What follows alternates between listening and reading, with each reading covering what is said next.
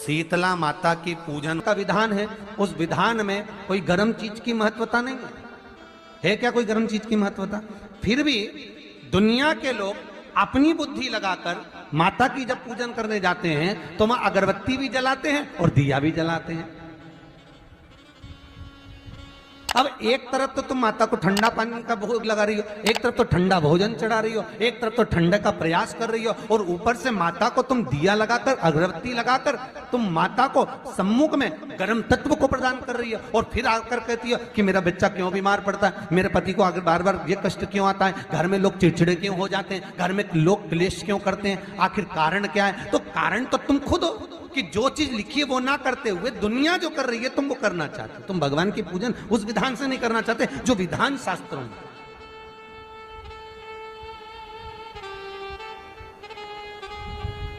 जो शास्त्रार्थ विधान कहता है।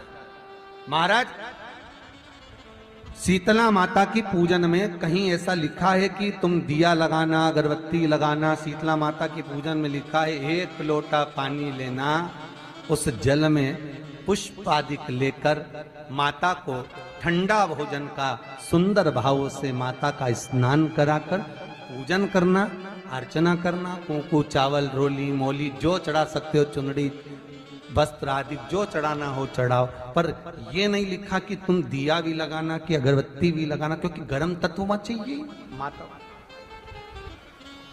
वो शीतल है, शीतला। और अगर तुम दिया लगा भी रहे हो, मान लो दिया अगर तुम लगा भी रहे हो तो उसके सम्मुख ना लगे, उससे दूर, बहुत दूर। शीतला माता की पूजन होती है ठंडे समय में, शीतल समय में। शीतला माता ने ये नहीं किया कि रोटी बना के उठो और थाली लेके लाइन में लग जाओ। तुम देखना, शीतला माता की पूजन करने लोग जाते ना शीतला सप्तमी, शीतला अष्टमी पे, बस 11 बजे तक तो रोटी बनाती रहेगी, सामान बनाती रहेगी। 1-1.5 घंटा में ठंडा हुआ, 12:30 बजे उठ के सीधे लाइन में लग जाएगी, जल्दी से पूजन करके सो जाऊंगी, काम खत्म। शीतला माता ने भी सोच लिया, बस तूने मुझे बेवकूफ बनाया, अब रुक जा तू। 11 बजे तक भोजन बनाया, 10 बजे तक भोजन बनाया, 1 बजे रात को लाइन में लग गई पूजन करने के लिए। 1 बजे रात को न जाने किसने पहला दी कि 1 बजे रात को लग जाओ लाइन में, सुबह तक पूजन करके अपने घर आ जाओ, फिर आराम से आके सो जाओ। अब इतनी जल्दी क्या है भगवान के पूजन की? माँ की पूजन करने जा रहे हो, माता से लाड़ लड़ाने जा रहे हो, अपनी माता से अपने दिल की बात कहने के लिए जा रहे हो, अपने स्नेह की बात कहने के लिए जा रहे हो, तो धीरे धीरे प्रेमवश आनंद से माता की आराधना शीतल समय में, ठंडे समय में। ठंडे समय का मतलब है भीतर से ठंडे होकर, अपने भीतर से ठंडे होकर। अब अपने भीतर तो ठंडा ही है ही नहीं ना, जल्दी जल्दी चलो, और आधी बहुत पतली खुशी है, और और ये कितना बड़ा कपड़ा थाली पे ढाक ढुका के लाइन में खड़ी है शीतला माता। शीतला माता, या हाथ में लोटा या हाथ में थाली, और इतनी देर में पड़ोसन निकल के बाजू में से जा रही थी और लोटा थोड़ा सा ढुल गया। अब यहाँ शीतला माता की पूजन करनी आई और ये हो गई चंद्र घंटा। लोटा जरा सा ही पानी का झलका, देख के नहीं चल सकती। ठंडा भोजन हाथ में, लोटा ठंडा पानी का, और अंदर अग्नि। शीतला माता भी कह रही इसको अजान दो पहले, इसको। क्या मतलब? भीतर से शीतल होइए, भीतर से ठंडे होइए।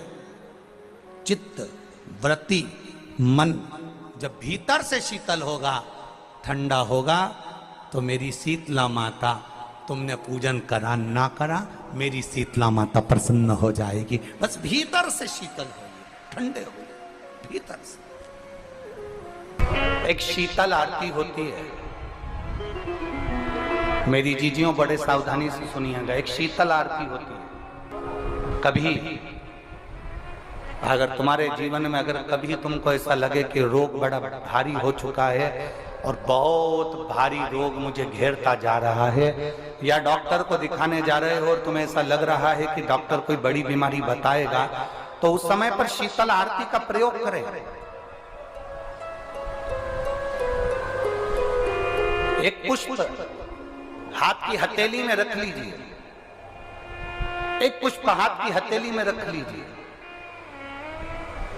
और यहां तक शास्त्र कहता है अगर हो सके तो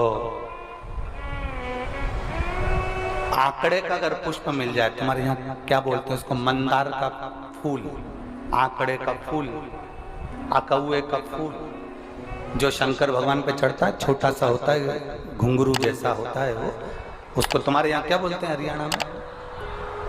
आग का ही पुष्प बोलते हैं। आग का पुष्प मिल जाए तो ज्यादा अच्छा है।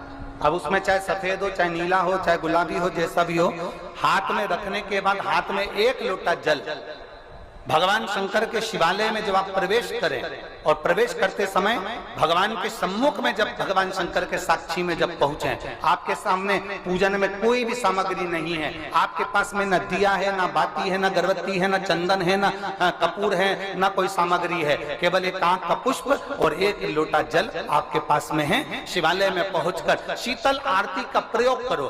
11 बार भगवान शंकर के 11 रुद्रों का स्मरण कर कर जब 11 बार शंकर के शिवलिंग के ऊपर से नीचे तक वो कलश को जब घुमाया जाता है और घुमाने के बाद वो आग का जो पुष्प है वो अशोक सुंदरी वाली जगह पर समर्पित कर कर भगवान शंकर को जो जल चढ़ाया जाता है, जो जल समर्पित किया जाता है, डॉक्टर भले तुमसे कह रहा हो कि तुम्हें बड़ी बीमारी के चांस हैं, आप जाकर एक बार चेक कराना, तुम्हें वो बड़ी बीमारी निकलेगी ही नहीं, उस रोग से तुम मुक्त हो। इसको शीतल आरती का प्रयोग किया गया। ये शीतल आरती, इसको शीतल आरती कहा। शिव की प्राप्ति का, एक रोग से मुक्त होने का। अब आपसे कोई कहे कि ये शीतल आरती का प्रयोग सबसे पहले किसने करा, तो आपको ध्यान लगाना है इस प्रयोग को। सोमनाथ जी की कथा का स्मरण करिएगा, सोमेश्वर की कथा का स्मरण करिएगा। नीम के वृक्ष को स्वयं देवी का प्रतिबिंब माना जाता है। नीम के वृक्ष को स्वयं माता का प्रागट्य उत्सव माना जाता है। नीम के वृक्ष को स्वयं देवी का भाव वर्णित किया जाता है। और बहुत सुंदर बात है महाराज जी, जिसके शरीर में माता निकल गई हो, दाने दाने पड़ गए हो पूरे शरीर में, बुखार भी बहुत तेज आ रहा हो और पूरे शरीर में माता जी निकल गई हो, एक लोटा पानी जिसके शरीर में माता जी निकली है उसके पास में रख दो और वो पानी उठाकर नीम के पेड़ में उस व्यक्ति के ऊपर से 7 बार उतार के नीम के पेड़ में डाल दो। 3 दिन के अंदर उसकी माता जो शरीर में निकली हुई है, दाने दाने पड़े हुए हैं, जो बुखार बहुत तेज आ रहा है, उसमें धीरे धीरे आराम मिलना प्रारंभ हो जाता है। यहां तक शास्त्र कहता है कि किसी व्यक्ति को अचानक बहुत तेज बीमार आ गया, बहुत तेज बुखार आ गया, या एकदम, हम तो यहां तक कहेंगे कि ये वायरस चल रहा है, महामारी चल रही है, और कंठ में भी आपको अगर जलन पड़ रही है, कंठ रुक रहा है, बुखार बहुत तेज आ रहा है, शरीर में ताप है, डॉक्टर को दिखाओ मना नहीं है, सब कुछ करो मना नहीं है, और एक लोटा पानी अपने ऊपर से उतार कर 21 बार नीम के पेड़ में ले जाकर नाम गोत्र बोलकर डाल दीजिए और नीम के पेड़ के नीचे की मिट्टी को अपने कंठ पर लगा लीजिए। 20 से 25 मिनट बाद आपको आराम लगना प्रारंभ हो जाएगा। ये उमा देवी है। जगह की मिट्टी काया के रोग को ठीक कर देती है महाराज। अगर किसी व्यक्ति को चर्म रोग हो गया, कुष्ठ रोग हो गया, चमड़ी सफेद पड़ गई, रोग समाप्त नहीं हो रहा, बढ़ते जा रहा है, औषधियां आपने बहुत कर ली, तो 3 जगह की मिट्टी आपको फल प्रदान करेगी। पहला, सूर्य कुंड की मिट्टी। स्कंद पुराण सूर्य कुंड कहां पर है, तो कहा दतिया और झांसी के बीच में सूर्य कुंड निवास करता है। उस सूर्य कुंड की मिट्टी को लाकर जिस व्यक्ति को कुष्ठ रोग हो गया हो, शरीर की चमड़ी सफेद पड़ गई हो, स्कंद पुराण कहती है सूर्य कुंड की मृदा लगा लेने से 5 से 7 दिन में रोग समाप्त होने लगता है महाराज। पर सूर्य को सर्वाधिक प्रियता क्या?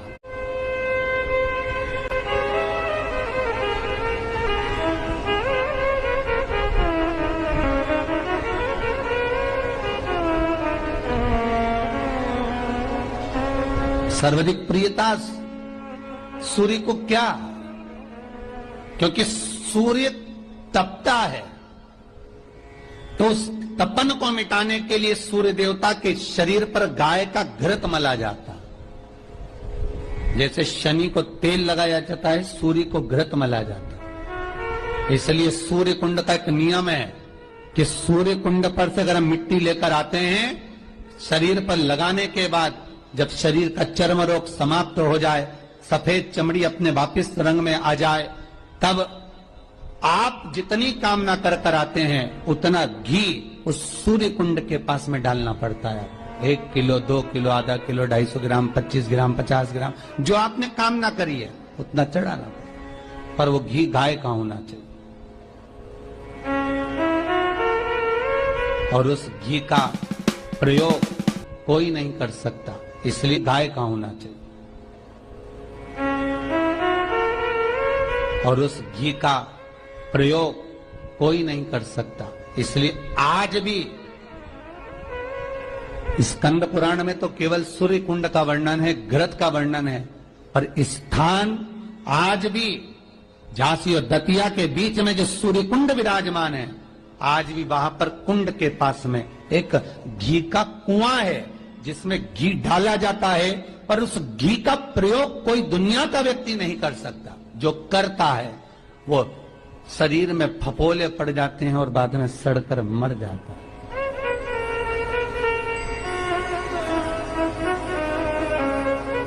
घृत है, पर गंध नहीं, घृत है। 3 जगह की मृदा जीव को सुख का अनुभव कराती है। पहला सूर्य कुंड महाराज, दूसरा वर्णन करा है जिस स्थान पर गौ माता को बांधा गया हो और गाय अपने बछड़े को, बछिया को जन्म देती हो, उस स्थान पर उसकी मिट्टी, उसकी मृदा, उस जगह की रज, जब मकान का मुहूर्त होता है, दुकान खोली जाती है, दुकान बनाई जाती है, दुकान में कोई अग्नि का प्रवेश हो, उससे पहले जहां पर गाय ने अपने बछड़े को जन्म दिया हो, बच्चे को जन्म दिया हो, उस स्थान की मिट्टी उस भूमि पर लेपन कर दी जाए,